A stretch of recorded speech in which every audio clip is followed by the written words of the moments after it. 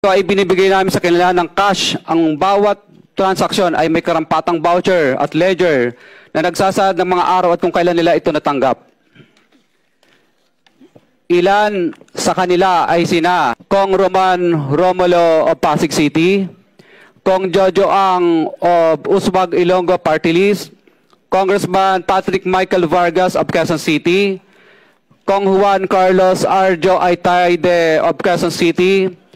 Nicanor Nicky Briones of Agap Party List, Congressman Marcelino Marcy Teodoro of Marikina, Congressman Florida Robes of San Jose del Monte, Bulacan, Congressman Leandro Jesus Madroño of Romblon, Congressman Benjamin Benji Agarao Jr., Congressman Florencio Gabriel Bemnoel of Anwaray Party List, Kong Leo de Ode Tariela of Occidental Mindoro, Congressman Reynan Arrogancia of Quezon Province,